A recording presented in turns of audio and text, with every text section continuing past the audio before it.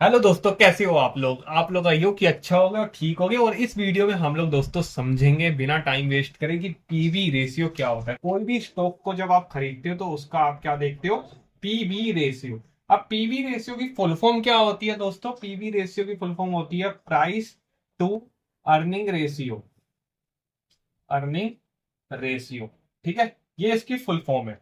अब PB ratio निकलता कैसे है? पीबी रेशियो ये बताता है कि हमें अगर वो कंपनी कल को मान लो, चलो ए बी सी कंपनी है, ठीक है। अब मान लो इसका स्टॉक कल को डूब गया या ये कंपनी कल को भाग गई या कुछ बैंकक्रप्ट हो गई, तो आपको और मेरे को कितना पैसा मिलेगा ये डिसाइड होता है दोस्तों पीबी रेशियो से। अब पीबी रेशियो क्या है मैं आपको बता देता हूं। कंपनी के पास क्या है, एसेट्स जो होते हैं वो गिने जाते हैं, कंपनी के एसेट्स। और कंपनी की लाइबिलिटीज देखी जाती है, खर्चे कर्ज, कंपनी के पास कितना कर्जा है, खर्चे है, ठीक है।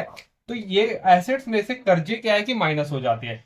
मान लो ये 100 रुपए कंपनी के एसेट्स है और कंपनी की जो लाइबिलिटीज है वो कितनी है, वो है 50 की, ठीक है। तो 100 रुपए में से माइनस क्या होगा, 50 होगा। तो बचेगा कितना, 50। अबे 50 क्या होगा, ये 50 कंपनी के क्या हो गए, अब टोटल बचे हुए एसेट्स हो गए, ठीक है। एसेट्स हो गए, ये डिवाइड हो जाएंगे कंपनी के टोटल शेयर से।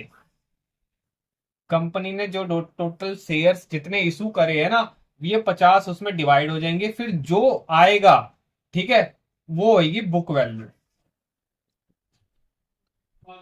आप ये 50 को जब डिवाइड करोगे कंपनी के टोटल शेयर से, मतलब मान लो कि 10,000 टोटल शेयर है कंपनी के, और ये 50 को आपने 10,000 से डिवाइड कर दिया, तो यहाँ पर आपको क्या है, रिजल्ट आ जाएगा।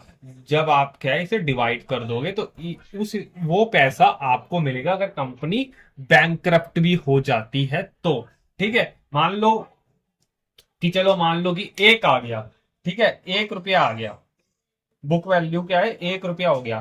तो इसका मतलब क्या है, 1 रुपया आपको कंपनी में 1 रुपए का शेयर है, तो 1 रुपया आ रहा है। तो अगर कंपनी कल को डूब भी जाए तो आपका पैसा आपको वापसी मिल जाएगा, क्योंकि कंपनी के पास इतने क्या है, एसेट्स है। अब मान लो कि यहाँ पे लिखा आ रहा है बुक वैल्यू 50 की, ठीक है, 50 की लिखा आ रहा है। और इस जो कंपनी है, ये ए बी सी, मान लो ए बी सी कंपनी है, बुक वैल्यू तो इसकी कितनी हो गई, 50 की। आप ये अपने ऐप में देख भी सकते हो, बुक वैल्यू वहां पे क्या लिखा भी आ जाता है, तो आपको ये सब निकालने की जरूरत भी नहीं है, बुक वैल्यू आपको लिखा हुआ आ जाएगा, ठीक है।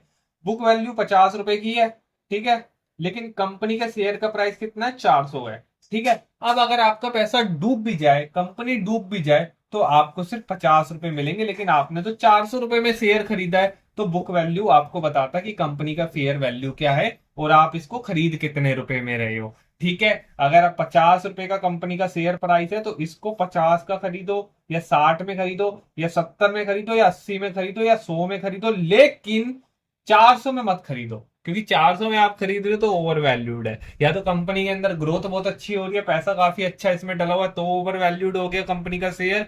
नहीं तो आप ही जान सकते हो भाई, फिर आप ही वो हो, ठीक है। और इसी के हिसाब से पीवी रेशियो निकलता। पीवी रेशियो कैसे निकलेगा? पीवी रेशियो का भी भैया सिंपल है। आप क्या कर सकते हो, पीवी रेशियो को निकालने के लिए आप जो कंपनी का शेयर प्राइस है, जैसे 400 रुपए कंपनी का शेयर प्राइस है, इसको आप क्या कर दो, डिवाइड कर दो, किससे, बुक वैल्यू से। 50 रुपए का बिक वैल्यू है। जब आप इसको डिवाइड कर दोगे, डिवाइड करने के बाद जो यहाँ पे टोटल आएगा उसे आप पीवी रेशियो बोलोगे। अब पीवी रेशियो 1 से जितना कम हो उतना बढ़िया है, 2 से जितना कम हो उतना बढ़िया है, लेकिन अगर 2 से 3 से ज्यादा है उतना ही बेकार कंपनी के लाइबिलिटीज या एसेट्स माने जाते हैं, ठीक है। यह बात आप समझ गए होंगे, यही है पीवी रेशियो किसे कहते हैं। आई होप कि आपको समझ में आया होगा। अपने तक ये वीडियो मत रखिएगा, शेयर जरूर करिएगा। Thank you so much.